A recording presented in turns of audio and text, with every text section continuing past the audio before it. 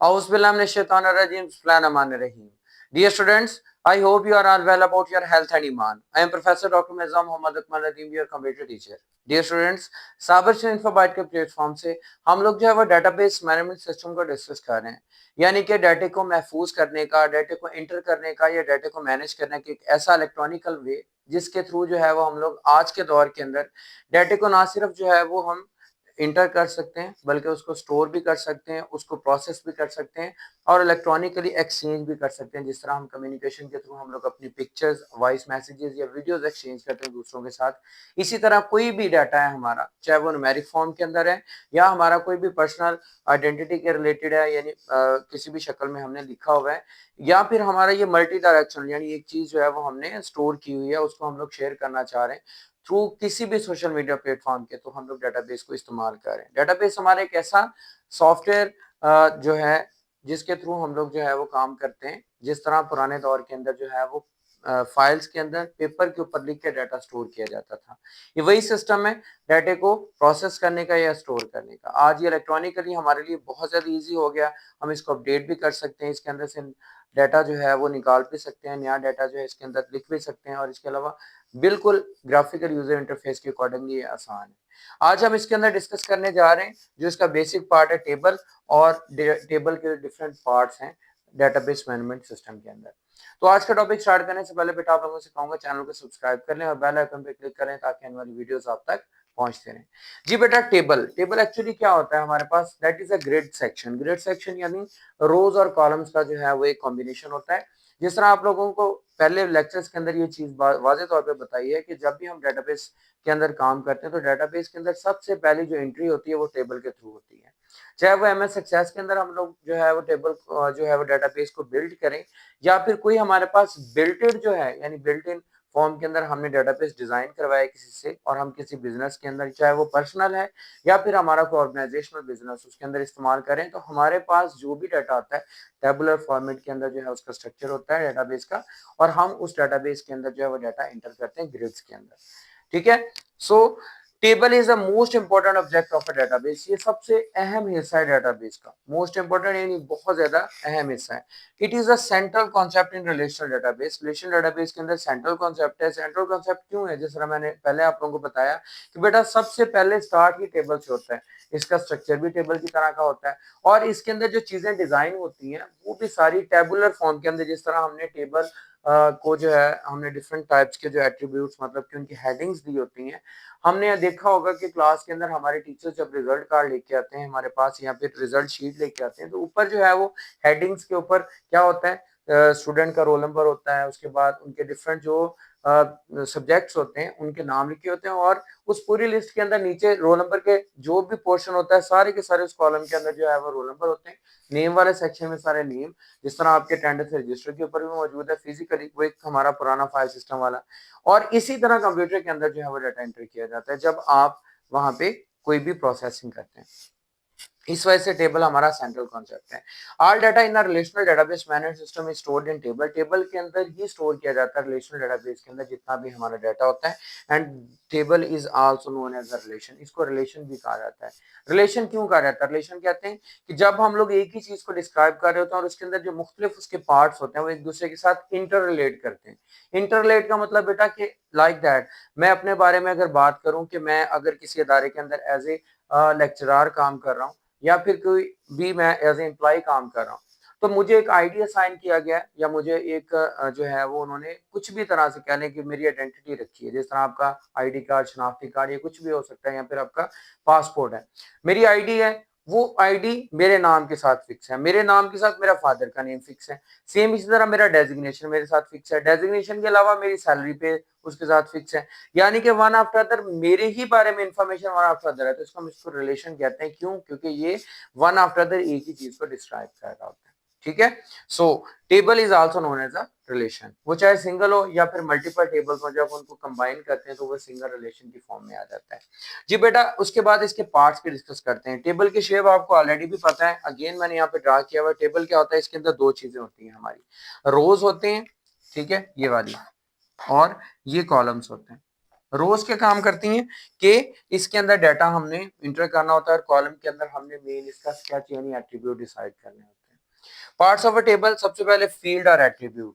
ये बेटा जो हमारे पास ये वर्टिकल कॉलम्स होते हैं इनको क्या कहा जाता है, these are called the fields और एट्रीब्यूट, दो इसके नाम है। एट्रीब्यूट यानी कि उसका मेन हेडिंग, और उसके बाद फील्ड यानी जिस फील्ड के रिलेटेड, जैसा मैंने ऑलरेडी आपको बताया कि आपके वो रोल नंबर वाले जो भी कॉलम है, रोल नंबर की कॉलम के सारे अंदर रोल नंबर लिखे जाएंगे, नेम वाले कॉलम में सारे नेम, और जो सब्जेक्ट होगा उसके मार्क्स ही उस कॉलम में लिखे जाएंगे। लाइक दैट इसमें रजिस्ट्रेशन नंबर, इसके नीचे सारे रजिस्ट्रेशन नंबर लिखे, नेम के नीचे सारे नेम है, और क्लास के नीचे क्लासेस मेंशन की हुई हैं।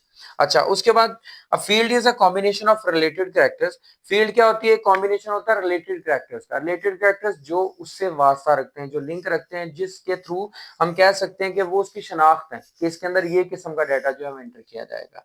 And a field is also known as an attribute in database management system. Database के अंदर इसको जो है वो एट्रीब्यूट का नाम भी दिया जाता है रिलेशनल डेटाबेस मैनेजमेंट सिस्टम के अंदर। ठीक है, उसके बाद बेटा दूसरी चीज के रिकॉर्ड आर रो। ये वाला जो हमारे पास पोर्शन है इसको हम क्या कहते हैं, रिकॉर्ड और रो। मैंने आपसे पहले जिक्र किया बेटा कि मैं अगर जो है वो किसी इदारे में काम कर रहा हूं तो इसका मतलब है कि मेरा रिकॉर्ड, मेरी आईडी, मेरे नेम, मेरे फादर नेम, मेरे कॉन्टैक्ट एड्रेस इस तरह की सेव है।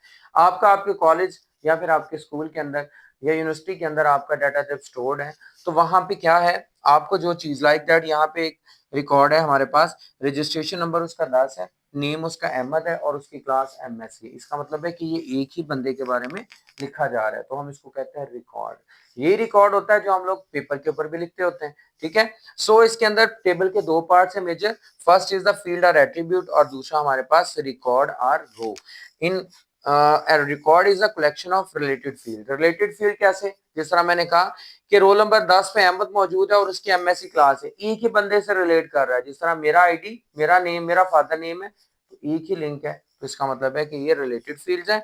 And field is also known as sorry collection of fields and a record is known as tuple, और इसको टुपल भी कहा जाता है।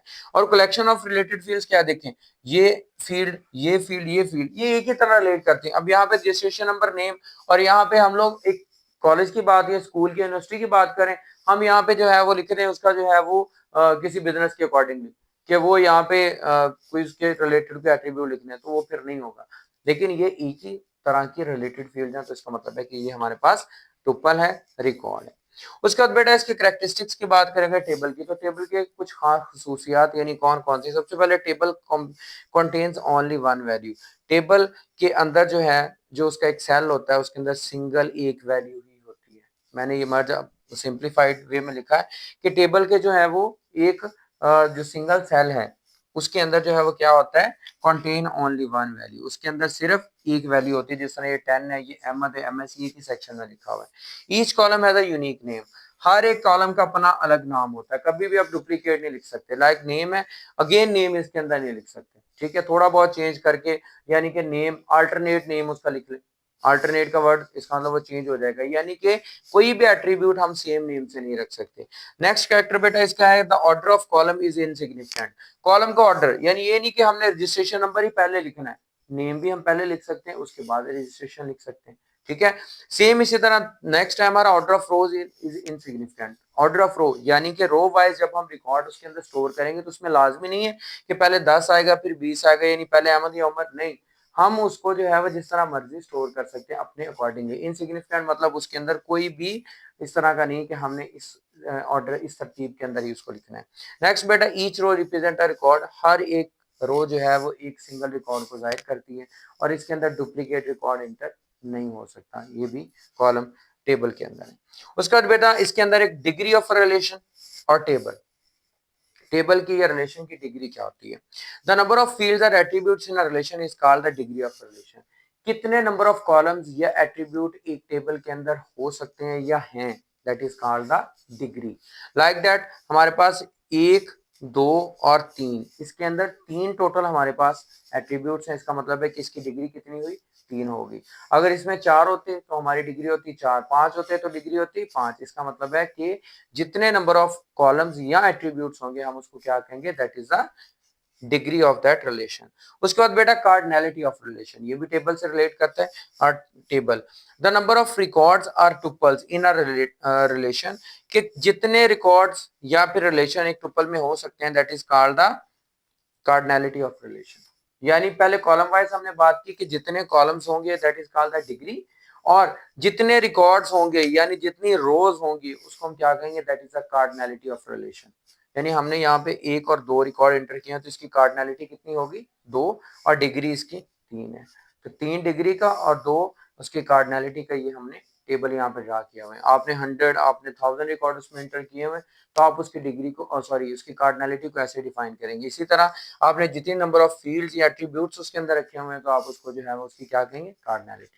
तो बेसिकली बेटा टेबल क्या है हमारे पास, that is the main section और द मेन जो है वो object of the database management system. इसी से हमारा जो है वो स्टार्ट होता है और इसी पे एंड होता है। डाटा एंट्री भी इसके अंदर होती है, उसके अलावा डाटा की प्रोसेसिंग भी इसके अंदर होती है, फॉर्म फिलिंग भी इसी तरह टेबल की फॉर्म में होती है, और इसी तरह रिपोर्ट जनरेट हो तो वो हो सकता है वो भी हमारी टेबल की फॉर्म के अंदर ही हो, मतलब कि उसका फॉर्मेट ऐसा हो सकता है। सो टेबल को डिस्कस करना बहुत ज्यादा जरूरी था। उम्मीद करता हूं कि आपको इस टेबल की, इसके मुख्तलिफ हिस्सों की, और इसके अलावा ये जो हमने इसके करैक्टरिस्टिक्स, खास तौर पे जो हमने डिग्री और कार्डिनैलिटी ऑफ रिलेशन डिस्कस किया है, ये अमूमन हर लेवल पे, चाहे वो इंटर लेवल हो, ग्रेजुएशन हो या मास्टर लेवल हो, बीएस कर रहे हो, आप बीएससी कर रहे हो या फिर आप इंटर कर रहे हो, उसके अंदर लाजमी तौर पे कार्डिनैलिटी और डिग्री ऑफ रिलेशन या टेबल के बारे में आपसे पूछा जाता है। ठीक है, तो उम्मीद करता हूँ आपको इसकी अच्छी तरह से समझ आ चुकी होगी और आप इसको लाजमी तौर पे लर्न भी करेंगे। फिर भी अगर इसके अकॉर्डिंगली आपके माइंड में कोई क्वेश्चन हो, कोई भी किस्म का कोई भी क्यूरी हो, आप लाजमी तौर पे कमेंट बॉक्स में पूछा करें, ताकि इसको नेक्स्ट वीडियो के अंदर मैं इन चीज़ों को डिफाइन भी करूं और आपको इनको इनका रिप्लाई भी कर सकूं। और अगर आपको वीडियो अच्छी लगी हो तो कमेंट भी अच्छा करें और वीडियो को लाजमी तौर पे लाइक करें और चैनल को सब्सक्राइब कर लें, बेल आइकन पे क्लिक कर लें ताकि आने वाली वीडियोस आप तक पहुंचती रहें। और बेटा इस चैनल को और इन वीडियोस को दूसरों तक, अपने दोस्तों तक भी पहुंचाएं, क्योंकि ये एक सदका जारिया है। इल्म फैलाना एक बहुत बड़ी दौलत है। अल्लाह पाक जितना ज्यादा आप इल्म फैलाते हो, आपके इल्म में भी उतना ही ज्यादा इजाफा फरमाता है। तो इस इल्म को जिस तरह मैं आप लोगों तक पहुंचा रहा हूँ, आप भी दूसरों तक पहुंचाएं ताकि वो भी इस तरह आप लोगों की तरह वो भी फायदा हासिल कर सकें। तो इंशाल्लाह बेटा मिलते हैं नेक्स्ट वीडियो के अंदर। अपना बहुत ज्यादा ख्याल रखिएगा, दुआ में याद रखिएगा। जज़ाकल्लाह।